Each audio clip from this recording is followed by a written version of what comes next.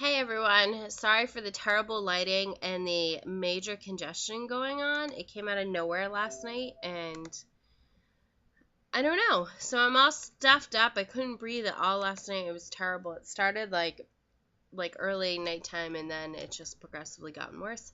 And of course I can't take anything. So I'm just dealing with it.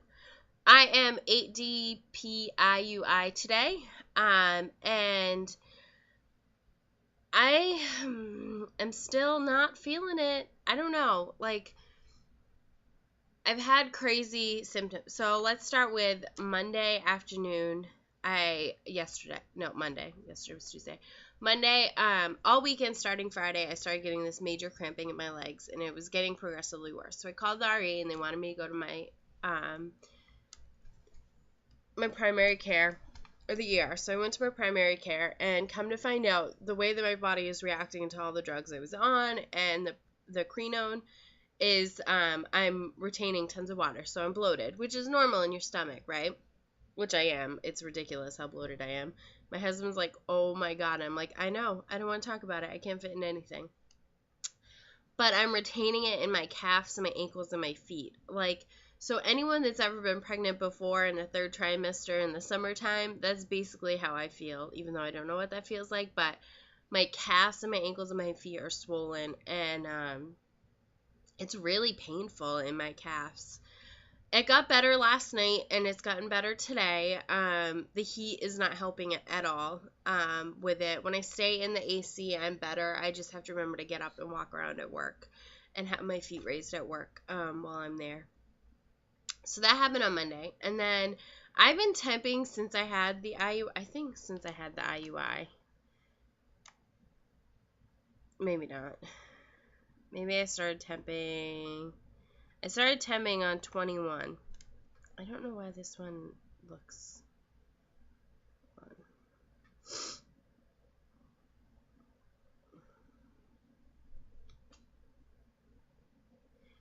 So I started temping on cycle day 21, which was last Friday, which would have been the second day on progesterone. And I did it just to see, like, what was going on. Like, it's nice to know when the temp drops that my cycle is coming. And not always does progesterone delay the cycle. So I started temping, and this happened yesterday, and I started to get a little worried.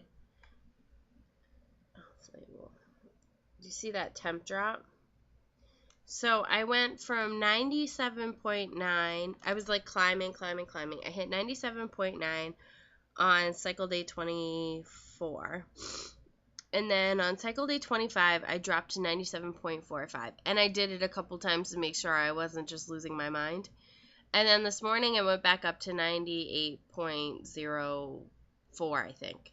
So, and those are the highest I've ever been in my luteal phase. So progesterone is definitely working because it's making my temp go up, which is awesome. This is like really crappy lighting. I feel like weird. Maybe that, oh, there we go. That's better. I'll put you up here. I'll just have to hold you. So, I had a temp dip yesterday, and also yesterday I had major cramping on my right side. So I don't know if that all has to do with implantation or whatnot, but yesterday was also like, I had gotten like a negative trigger, and then I leave them there and I can see like the line faded. But yesterday I left it and there was no line at all. So the trigger's gone. I'm cramping. My boobs hurt really bad, which could totally just be the progesterone, and I'm not reading into it because the progesterone can cause crazy things, obviously, if my calves and my ankles, my feet can explode. So, yeah, that's my story. Not much else to update you on. I'm just having really bad breast tenderness. Today, it's a little sore. They're really heavy, and the cramping on my right side it woke me up last night. It was pretty painful. And I remember when I implanted the first pregnancy, because I was working out, and I was in the middle of a jazzercise class at like the top of the curve, like balls to the wall, and all of a sudden I got a shooting pain on my lower right side, and I like it completely stopped me. Like I was like, whoa, and I was like, oh man, maybe that's weird. Like maybe I just had a cyst.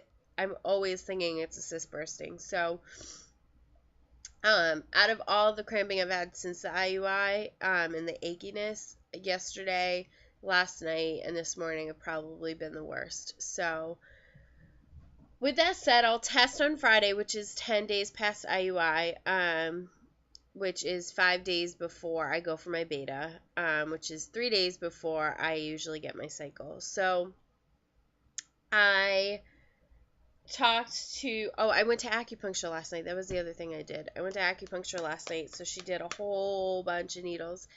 It was really funny because she's like, all right, how do you feel? And I'm like, honestly, I feel like a pincushion. I probably had about, I don't know, 60 or 70 needles in my back. It was nuts. And then I didn't have that many in my front because you have to be careful when you're in your 2-week wait, or if there is a pregnancy that occurs, you don't want to make it miscarry. So I didn't have that much like in here. I had a couple in my stomach to bring the blood flow. But other than that, it was amazing. I was there for an hour and 45 minutes. So she came in, and she's so funny because I've been going there for so long. So I think like she'll just let me lay in there forever if she's dealing with other patients. Like she's only a one woman shop. So I think because I know her, she knows me, it's fine to leave me sitting there. I don't really care like how long I'm there for. But yeah, so I was there for a really long time. I slept for a really long time. I had a crazy dream um that I had a baby girl, 6-month-old baby, and I was like playing and laughing and feeding her. It was weird. It was a weird dream. So I had that last night. So the plan is to do another IUI. We're working on insurances to see if we can do IVF in the fall. But we'll do another IUI on follow-stim next cycle. Or we'll switch back to Gonal-F if I switch insurance. I just haven't decided yet. Because my work is just, I don't like my work. And I'll be honest with you guys. I was so upset yesterday. I was so upset. At a staff meeting, my president got up, and we can do like comments and complaints, and someone wrote, we should have more PTO, or like our benefits kind of suck. And they do. I get 15 days a year, and that includes sick time, personal time, and vacation time. And at my other jobs, I would get 15 sick days alone, and I could roll them over. And then I would get 3 personal days, and then 1 week vacation for the first year, 2 weeks for the second year, and then 3 weeks for your 5-year, and then it kept growing. So this you can only go up to 4 weeks. So after 2 years, you get 4 weeks of paid time off, whether you're there for 2 years or 20 years, which I don't think is fair at all. It's ridiculous. But anyways, that's besides the point. So she was like, we have competitive benefits, blah, blah, blah. And then she's like, we were really nice. We gave you Wednesday, Thursday, and Friday off next week, so you only have to take 2 PTO. And she was like, all right, everyone in the room, raise your hand if you're going to be here next week. And there was like 7 of us. Mind you, like every other company we work with, all of our clients are open next week. So there's like 7 of us, so raise their hand. And like the remaining 53 are off next week. And it's like, so the 7 of us have to cover everyone else's stuff, and we don't get the perk of having a full week off and only taking 2 PTO. It was really rude. It was so rude, and I was just done. I'm sticking it out to stay out there because I want maternity leave, but we're trying everything in our power right now to try and cut back spending and to, pay off as much debt as we can so that we can not have to worry about this.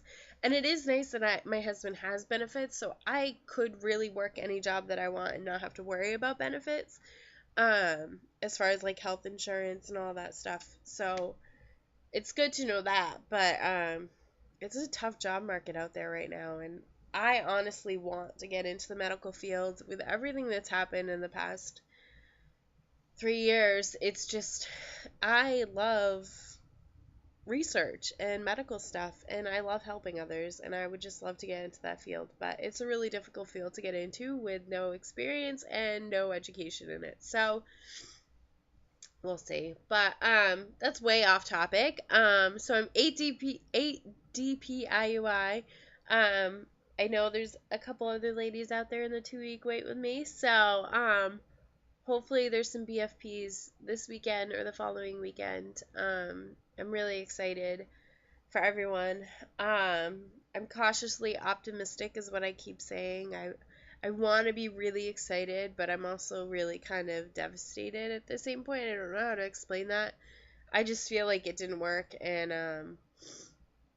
after 4 IUIs, it's like, ugh, you don't want to keep doing it and not getting any results. So it's like going to the gym. You don't want to keep going to the gym if you're not getting any results, and spending hours and hours and hours at the gym and you're not seeing any results. That's how I feel.